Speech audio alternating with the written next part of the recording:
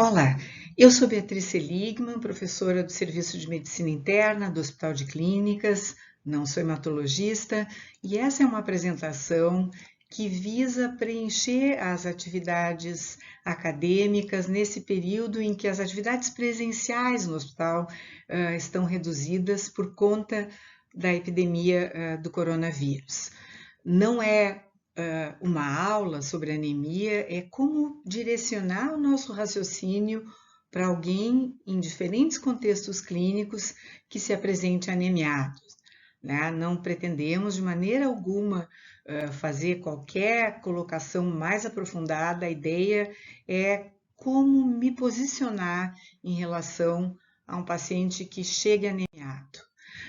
As definições de anemia têm variações, né? De uma maneira geral, se aceita medidas que variam conforme o gênero, homens têm mais, né, hematócrito, hemoglobina maior que mulher, mas um ponto de corte que tem sido usado é 41 para os homens de hematócrito, 36 para as mulheres e 13,5 ou 12 de hemoglobina em relação à hemoglobina. Quanto a sintomas, o indivíduo vai ter sintomas. Sintomas são associados à diminuição da chegada de oxigênio tecidual. Eles vão variar conforme a velocidade com que a anemia se instala, né? Às vezes tem um paciente muito anemiado, com uma instalação lenta, que é pobre de sintomas, vai ter dispneia, esforços, cansaço, sintomas assim de ciência cardíaca esquerda, na verdade, e chegam com uma hemoglobina de 4. E o contrário, alguém que tem um sangramento agudo chega sintomático com um hematócrito hemoglobina maior, né?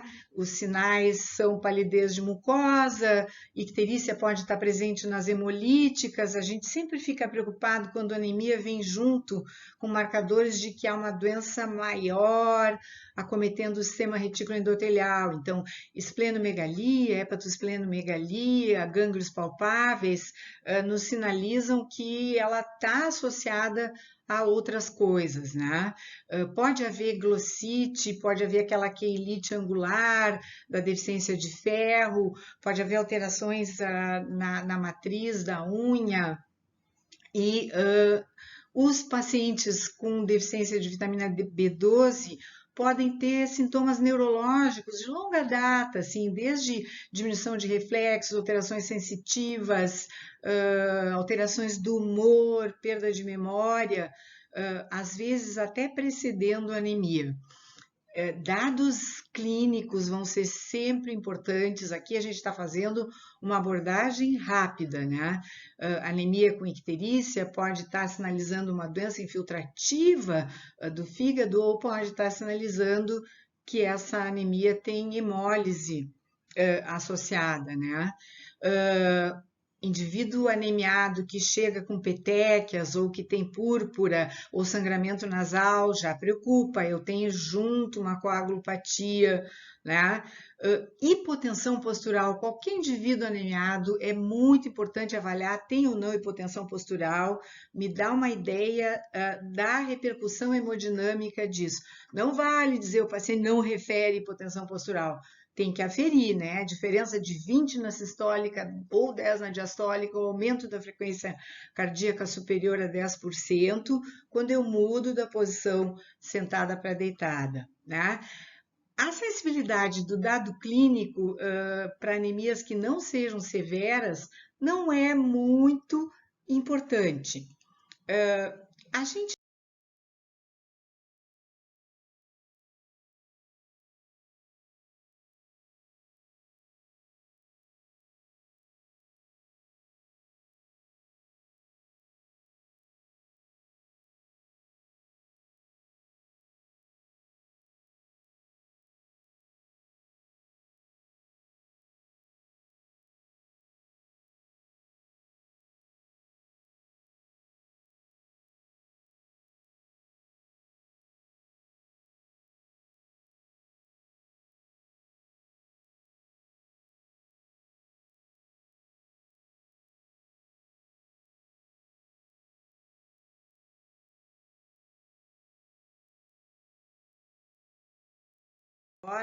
mas não vou falar nada daquelas coisas ali.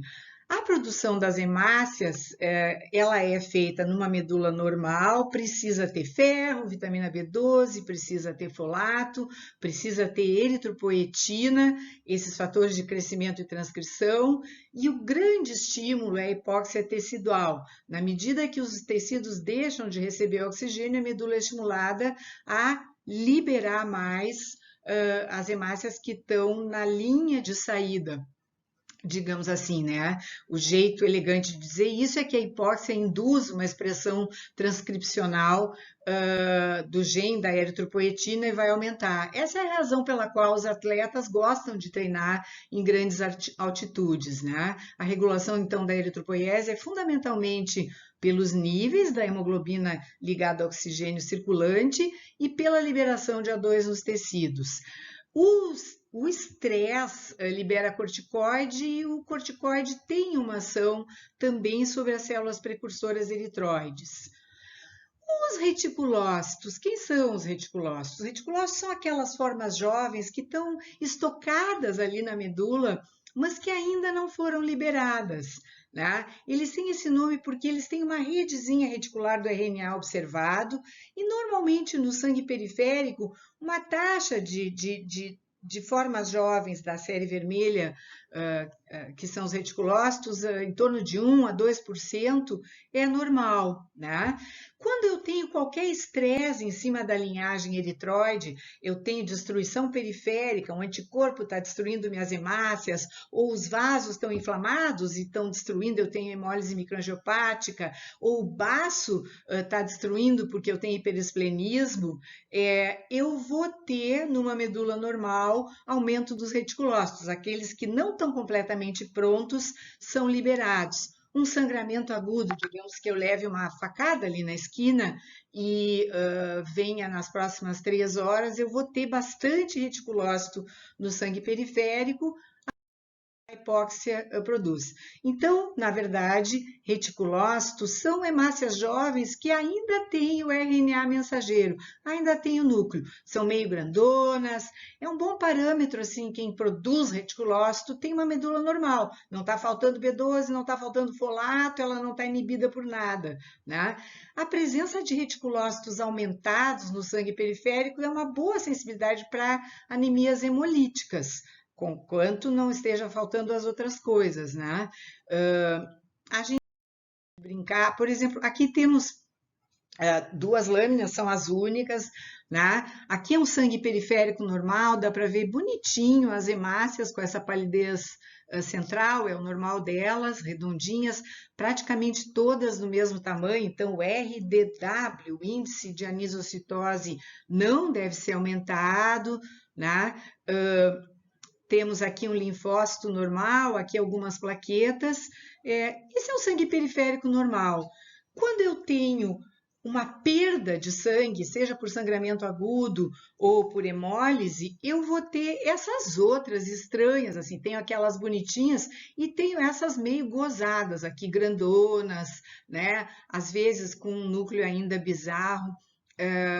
Aqui a gente vê um linfócito, tá? Não tem nada a ver. A gente pode ter uma ideia disso olhando no hemograma, às vezes vem anisocitose, policromatofilia e um RDW, quer dizer, a média do tamanho das hemácias se expande, ela não fica tudo parecidinho, pode ser uma boa pista de que existe reticulócito. Num hospital que tem crachás, quando os alunos da faculdade de medicina, como os nossos, passam para a área clínica, eles ganham um crachá amarelo. De certa forma, os reticulócitos seriam os crachás amarelos. Eles sabem examinar, eles sabem fazer uma anamnese voltando muitas vezes, perguntando coisas e volta, e perguntando coisas e volta, e vou ver de novo, e vou ver de novo. É o crachá amarelo, já tem alguma serventia, pode, num momento que nem esse, fazer triagem, olhar oximetria de pessoas com sintomas gripais, nessa epidemia horrível do coronavírus, já leva oxigênio para os tecidos, mas eles têm uma meia-vida menor que a hemácia normal, eles se assustam e, pimba, voltam para dentro do sistema retículo endotelial. Então, Eu posso abordar o indivíduo com anemia, claro, sempre dentro do contexto clínico, a partir de 2 dados. Se ela tem aumento dos reticulócitos, portanto, está tendo alguma perda, ou se ela não tem aumento dos reticulócitos. Então, alguma coisa na medula está alterando a produção das hemácias, tá? A gente vai usar essa classificação loira, abordagem do paciente com anemia, se tem ou não aumento de reticulócitos e de acordo com o volume corpuscular médio, o tamanho da hemácia, né? Se eu tenho anemia com reticulócito aumentado, eu sei que a minha medula é normal, ela está respondendo a uma perda, ou é esse sangramento recente, hipermenorreia, facada, ou está hemolizando. Um marcador bárbaro para qualquer tipo de hemólise é a aptoglobina, leva a hemoglobina livre circulando. Quando eu vou para o grupo das que não têm aumento de reticulócitos, então eu vou dizer, olha só, é uma anemia sem resposta reticulocitária ou uma anemia proliferativa. Alguma coisa na produção não está deixando eu formar hemácias como deveria. Eu vou separar pelo tamanho as microcíticas, as normocíticas e as macrocíticas. Das microcíticas, a mais comum, aquela anemia que a gente tem que saber sempre, independente de que especialidade, do que vai fazer, qualquer médico tem que conhecer a anemia ferropriva. Se eu tiver uma prova e tiver que responder, ainda assim, qualquer pergunta que tenha a mais comum, a mais provável, vai ser ferropriva. Uma mulher jovem, multípara, com qualquer forma de anemia que venha, até prova em contrário, é ferropriva, né? O que acontece? A minha reserva de ferro por perda crônica, pólipo no trato digestivo, tumor, sangramento crônico, vai sendo comprometida e eu tenho menos ferro para formar hemoglobina, eu vou produzir hemácias primeiro num tamanho normal e mais pálidas, depois elas vão ficando progressivamente pequenininhas e tem um volume corpuscular médio menor que 80. Das microcíticas, a mais comum é a ferropriva. As talassemias dão muita microcitose. Então, indivíduos de origem mediterrânea, às vezes, têm a pista para pensar em traço talassêmico, é alguém que tem uma hemoglobina e um hematócrito um pouco baixos, mas com um VCM desproporcional àquela intensidade de anemia. Pouca anemia para um VCM lá por 68, 69, né? E a anemia sideroblástica, que dá hemácias pequenas, mas na verdade ela é, de certa forma, uma mielodisplasia que não saiu do armário, né? Uma hemácia pequena com núcleo bizarro, ponteado basofílico, aqui já está mais no grupo de coisas que não são tão comuns. Dentro das microcíticas, a intoxicação pelo alumínio tem que ser mencionada também. Houve um exemplo disso em Caruaru, no Brasil, pacientes em diálise com o líquido de diálise em níveis altíssimos de alumínio, não tinha como rebater, e isso produz uma anemia microcítica grave que mimetiza a ferropriva. Quando o volume da hemácia é de 80 a 100, esse número não é arbitrário. Às vezes, quando ele está perto do 100, a gente já tem que pensar que pode estar presente, que já seja meio macrocítica. Mas quando ele é normal, eu tenho as normocíticas. As causas mais comuns é as anemias de inflamação crônica, tumor, doença granulomatose, infecção crônica, endocardite, ou falta o excesso de hormônio tiroideu, falta o excesso de cortisol, as endocrinopatias. A medula, para funcionar, tem que ter ferro, B12, folato, cortisol, hormônio tiroideu, e não pode ter citoquina inflamatória, bloqueando todas aquelas vias dos fatores que agem na stem cell, progenitora lá, fatores de crescimento. Né? Insuficiência renal crônica, na medida que o grande estímulo para a formação da série vermelha é a eritropoetina, a injúria renal crônica deixa de produzir eritropoetina e é uma causa de anemia. E às vezes uma medula bloqueada. Fármacos que bloqueiam a medula, anticonvulsivantes são fármacos que comumente fazem isso. Há uma lista grande de fármacos que poderia causar isso. VCM alto, então uma anemia em que as hemácias têm um tamanho grande, são macrocíticas. Pode ser por deficiência de folato e de B12. O álcool tem um efeito tóxico na medula que produz hemácias grandes, é um marcador fenotípico de uso crônico do álcool. De novo, fármacos, os fármacos anti-HIV têm essa possibilidade também. Hepatopatias, obstrução da via biliar, hipotireoidismo, podem dar anemia macrocítica, tem um pouco mais de gordura no citoplasma e ela fica um pouco maior. Aqui, a deficiência de B12, de folato, ela vai dar uma anemia macrocítica, mas tem que lembrar que, ao contrário do ferro, que é só para a série vermelha, vai estar acometido também o grupo dos leucócitos e das plaquetas. Megaloblásticas, a gente sempre tem que, então, vai ter VCMs muito altos, em geral maior de 110, e eu vou ter alguma redução nos leucócitos e nas plaquetas. É um grupo de doenças que a gente tem que ter um pouquinho mais de medo, né? Todas as doenças clonais, hematológicas, elas aparecem lá meio que, como diz eritropoiese, alterações megaloblastoides, macroplaquetas, leucócitos diminuídos com núcleos muito grandes.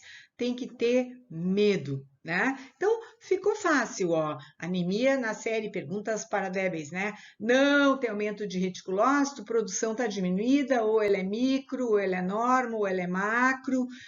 Quando tiver alterações megaloblásticas, em geral, megaloblastoides, por deficiência de folato ou de B12, ou porque tem tanta replicação de qualquer coisa ali que está consumindo folato e B12, como uma smoldering, leuquímia, coisas mais graves acometendo, eu vou ter acometimento junto de leucócito e plaqueta, né? Medo.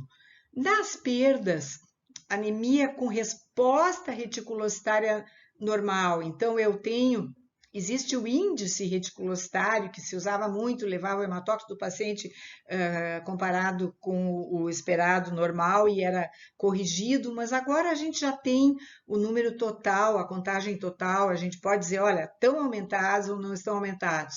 Se eles estão aumentados, essa medula é normal e ela está respondendo, e ela tem ferro, B12 e folato, né? Ou eu tenho um sangramento recente, eu ainda tenho estoque de ferro e vou mandando para fora meus crachás amarelos que vão carregando hemoglobina nos tecidos, né? Só tem uma meia-vida menor, voltam correndo para a medula. Ou eu tenho hemólise.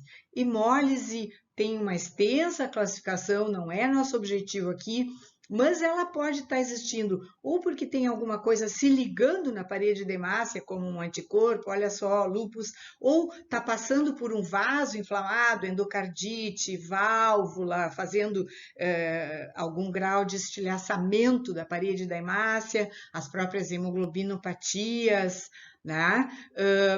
Eu posso, todas as formas de hemólise, eu vou ter aptoglobina diminuída. Então, é um marcador bem interessante.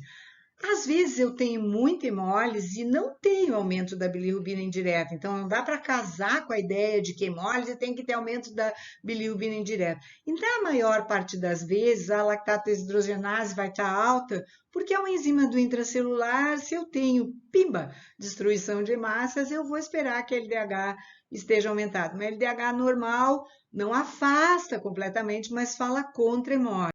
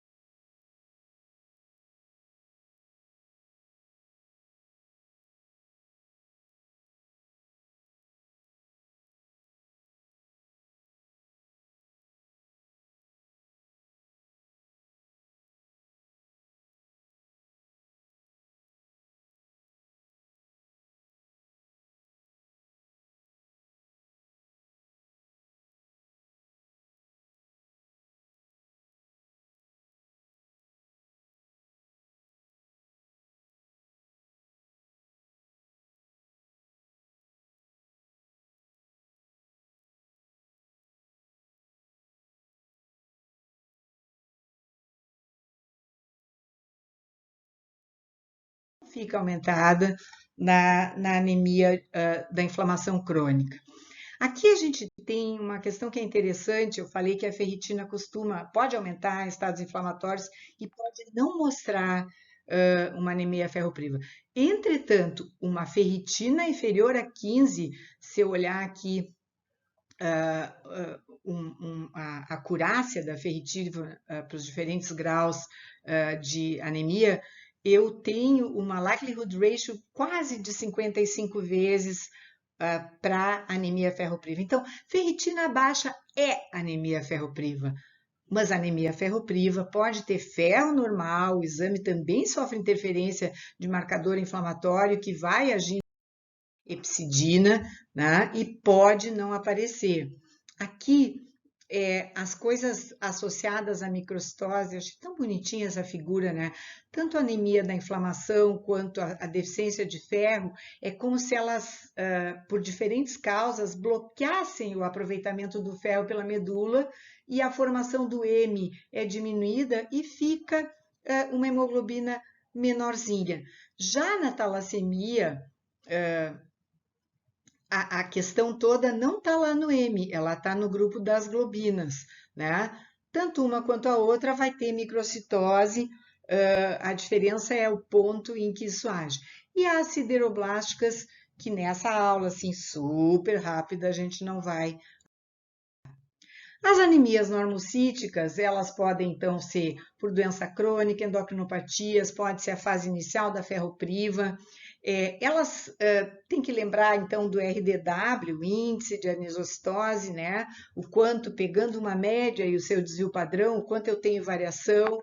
Se eu tiver RDW alto, LDH alto, aumento de reticulócitos numa anemia normocítica, provavelmente eu tenho algum componente de hemólise aí. Aí eu tenho que olhar se ela é intravascular, se ela é microangiopática, é um grupo de doenças graves, em geral vai ter plaquetopenia junto, não vai vir sozinha a série vermelha, né? Se ela é autoimune, alguém com infecção por micoplasma, crioaglutininas agora que está começando a esfriar, pode acontecer, né? Pesquisar anticorpos contra a hemácia nas autoimunes pode ser uma coisa interessante. E hemólise, se eu suspeito de hemólise, se eu tenho marcadores laboratoriais que sugerem hemólise no mundo ideal, aptoglobina alterada, eu tenho que olhar a lâmina para ver se tem sinais de alterações microangiopáticas, se essa hemólise está vindo porque a parede do vaso está destruindo as hemácias. É fundamental olhar isso sempre, as doenças associadas à hemólise microangiopática são sempre graves, o quanto mais precoce a gente conseguisse enxergar isso e olhar se tem esquizócitos no sangue periférico, se tem hemácias mordidas, mais rápido é o nosso diagnóstico. Um exemplo clássico disso, a púrpura trombótica, trombocitopênica, tem toda aquela beta de... Se eu pesquiso, tem ou não hemólise microangiopática, eu enxergo antes. Todo o sentido dessa discussão é poder se posicionar. Hemólise microangiopática dá medo. Tá? Anemia da doença crônica no idoso é a principal causa. É engraçado, a ferropriva é a principal causa em qualquer faixa etária, mas uma coisa importante também. Eu tenho alguém que tem anemia ferropriva, eu vou pesquisar a hemoglobina fecal para ver se é positivo, para ver se eu vou investigar o trato digestivo. Não, tá?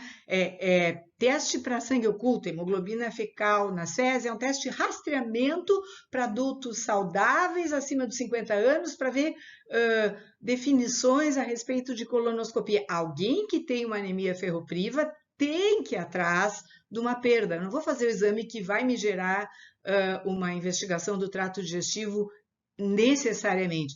Claro que isso não vale. Eu tenho uma mulher de 38 anos que tem hipermenorreia, teve 6 gestações e nunca repôs ferro, não precisa investigar. A probabilidade pré-teste é tão alta de que seja ferropriva que eu já vou tratar. Né? Mas só para não confundir essa coisa do quanto que eu vou fazer o sangue oculto. Uma coisa é screening, a outra é case finding. Aqui eu tenho alguém que é doente, eu tenho que ver a causa é perda é trato digestivo. Tá?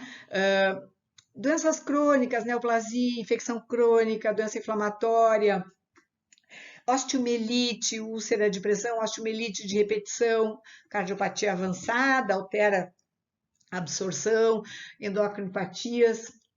Anemia de doença crônica, by the book, seria normocítica normocrônica. Mas como a gente viu naquela figura anterior, mesmo eu tendo ferro normal, se eu tenho muita inflamação, a capacidade da medula de aproveitar o ferro fica bloqueada igual a uma anemia ferropriva, né?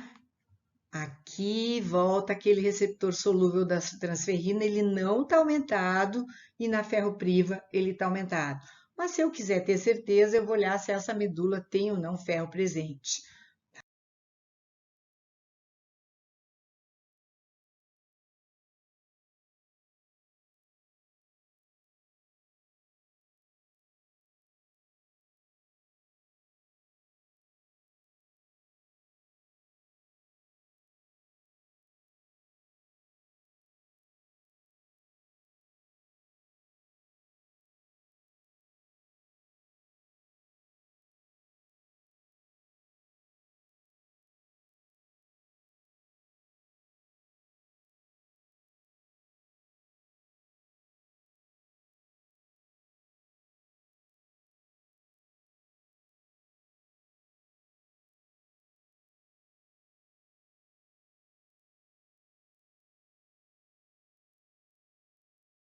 Que essa leve definição que eu fiz.